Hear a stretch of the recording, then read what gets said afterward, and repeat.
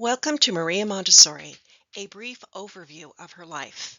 Maria Montessori's journey was not simply one of education. It was a story of discovery, perseverance, and transformation. She challenged convention, defied expectation, and revealed a new way of understanding children, learning, and human potential. Today, Montessori's legacy can be explored through her scientific observations, her writings, her philosophy of education, and the schools that continue to uphold her vision around the world. Some study her methodology, others trace her global influence, while many look to her life as a reflection of what it means to push past barriers and reshape the future. But today, I will do something different. Today, I will tell you a story of a woman who never set out to create a method, yet sparked an educational revolution, one that still shapes the lives of millions of children across the world. Let's begin. In 1870, in the quiet town of Chiavari, Italy, a baby girl was born into a world where tradition dictated her future before she could even speak her first words. She was expected to follow the path set for her, one of obedience, domestication, and silence. She was meant to serve her family, prepare for marriage, and fade into the background of history, like so many women before her. But Maria Montessori was never meant to be ordinary. From an early age, she was curious, relentless, and unyielding, questioning the limitations placed upon her simply because she was a girl. While society urged her to conform, she pushed against every expectation, daring to pursue education in fields reserved for men, refusing to let the world tell her who she was allowed to be. She would not be obedient. She would not disappear. She would refine the future, not just for herself, but for the generations to come. Within a modest home in Chiavari, where young Maria sits at a desk, her mind sharp and eager, her mother, Rinaldi, watches with quiet pride, always encouraging, always believing in her daughter's potential.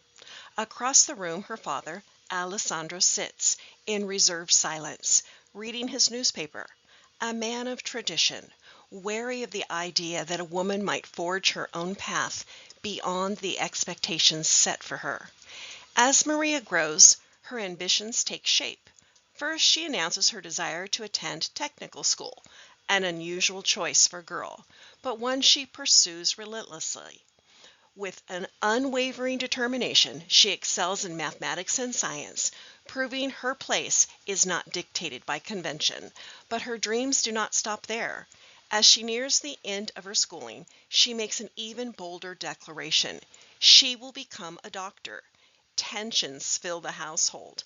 Alessandro's skeptically reminds her that medicine is a man's domain. No woman has ever graduated from an Italian medical school. But Maria refuses to accept this as a barrier. If no woman has done it before, then she will be the first. Her mother, steadfast in her support, encourages her forward, whispering words of strength.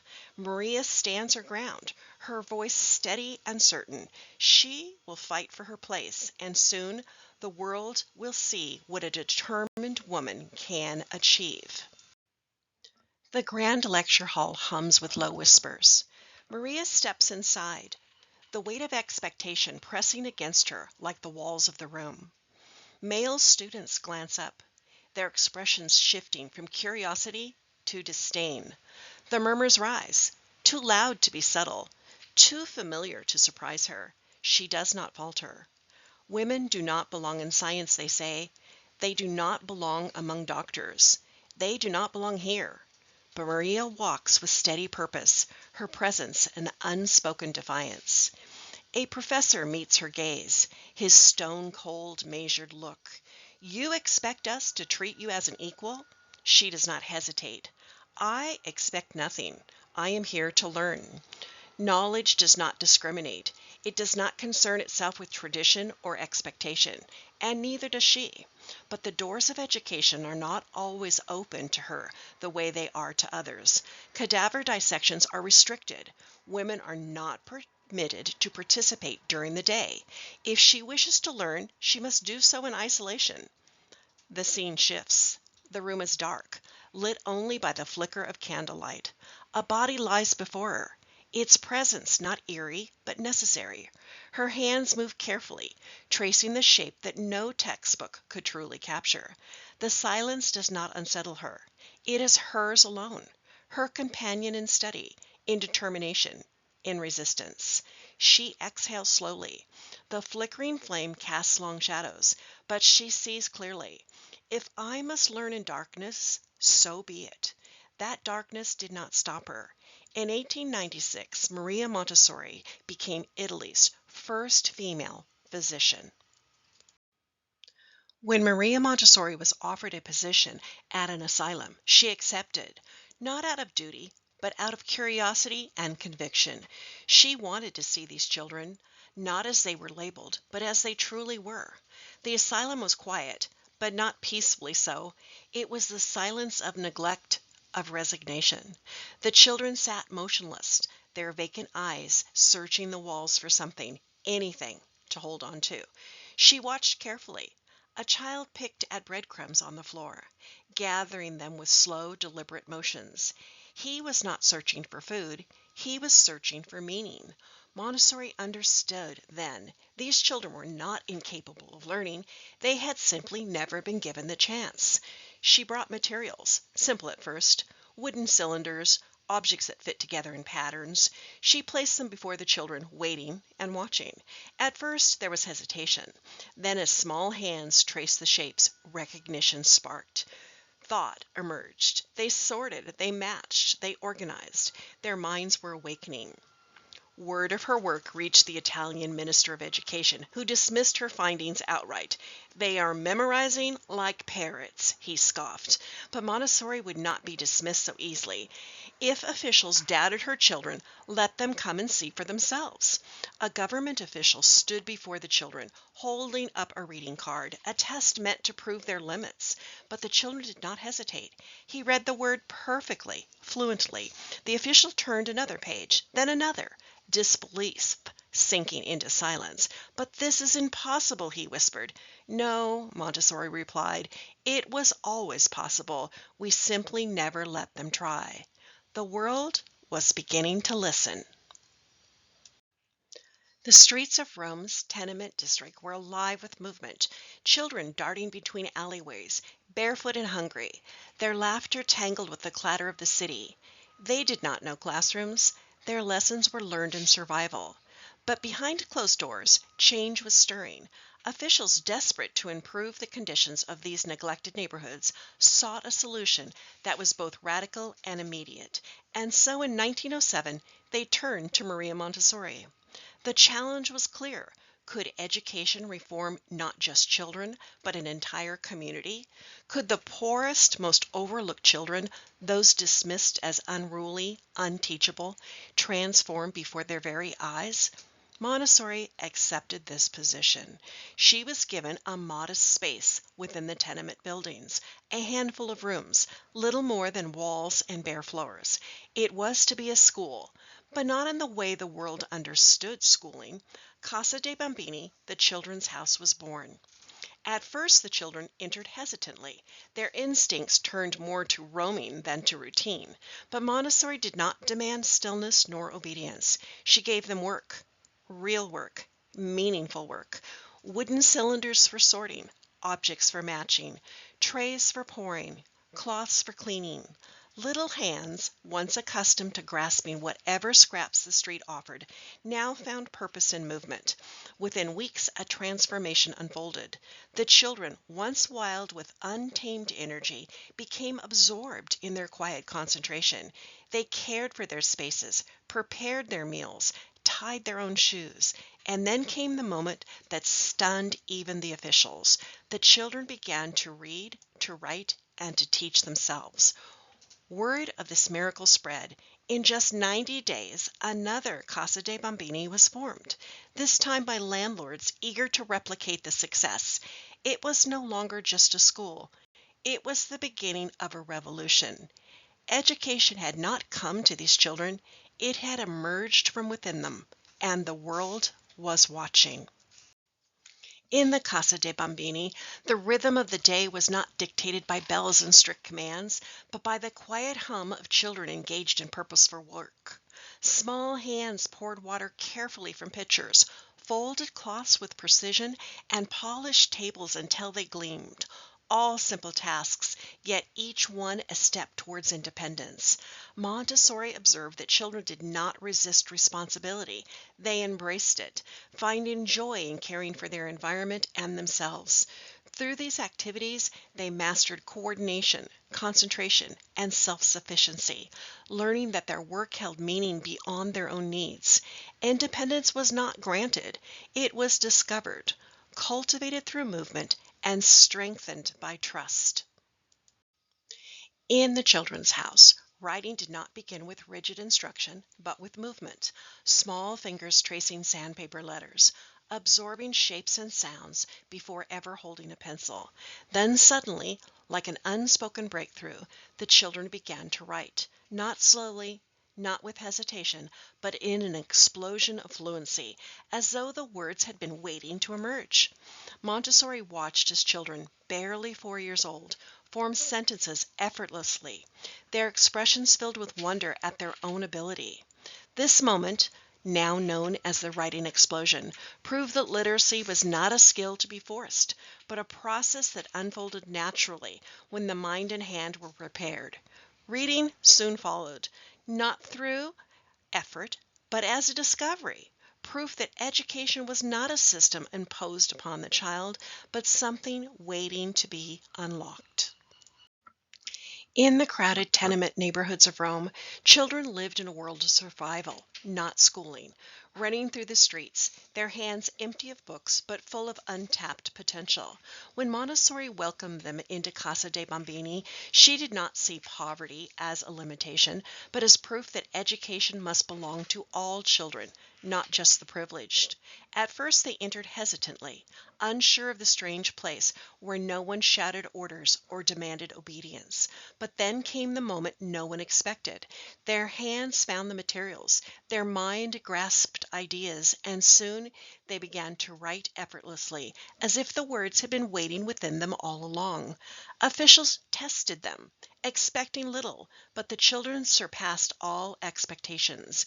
Reading fluency, solving problems far beyond their years. Genius had not been missing, it had only been overlooked, waiting for an environment that allowed it to emerge at its own pace.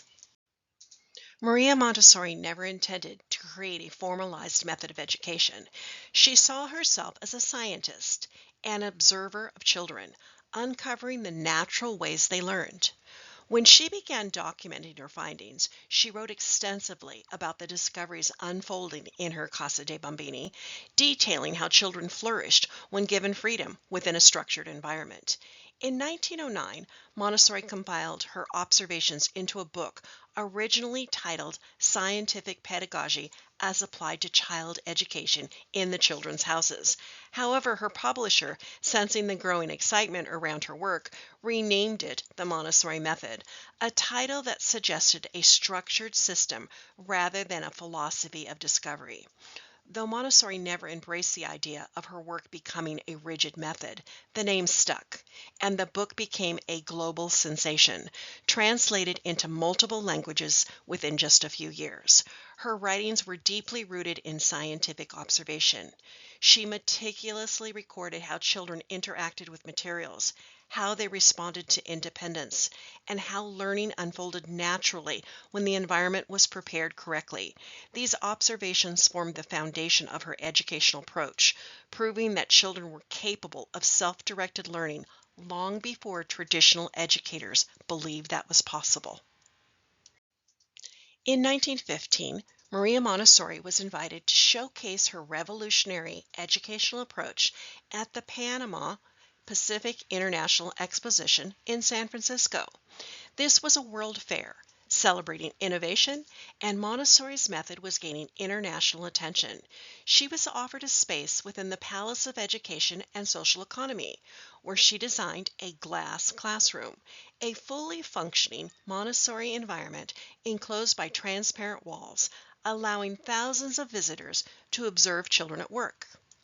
For 4 months, 30 children, aged 2.5 to 6, attended school in the glass-walled classroom.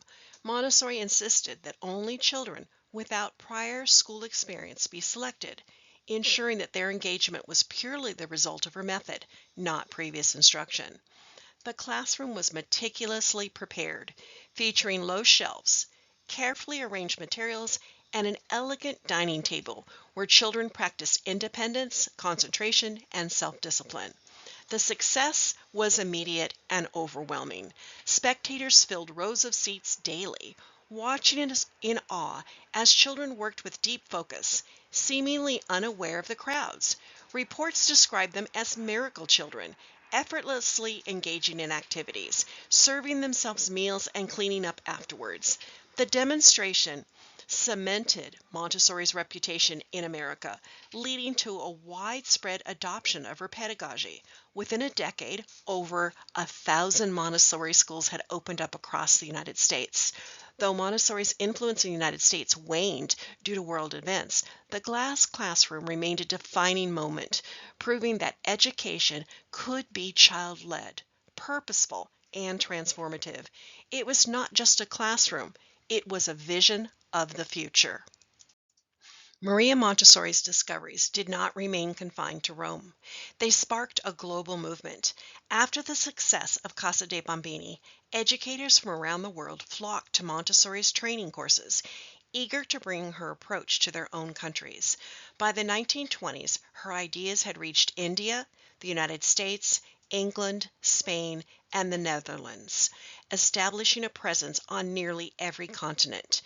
During her exile in India during World War II, Montessori refined her philosophy, expanding it to cosmic education, which emphasized the child's connection to the universe. After the war, Montessori's influence surged, with thousands of schools adopting her principles in both developed and developing nations. Today, the Montessori method is practiced in over 140 countries, with tens of thousands of schools continuing her legacy.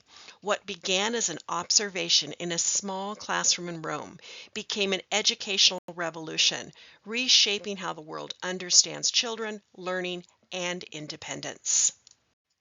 Maria Montessori's legacy is not just a method, but a revolution, one that continues to shape classrooms, families, and minds around the world. She proved that education is not something imposed upon the child, but a natural process waiting to unfold, guided by curiosity, independence, and the simple act of discovery. Even today, in thousands of schools across the globe, her vision lives on, reminding us that when children are given the freedom to learn, they teach themselves far beyond what we ever imagined possible. Maria Montessori's life was a testament to the boundless potential of the human spirit, to question, to discover, to transform the world through understanding. She shattered barriers, defied expectations, and most importantly, listened to the child, revealing that education is not something given, but something awakened from within. Her work lives on in classrooms, homes, and hearts across the world, shaping generations who will carry her vision forward. Thank you, Dr. Montessori, for teaching us that freedom and learning are not opposites, but partners in the unfolding of a greater humanity.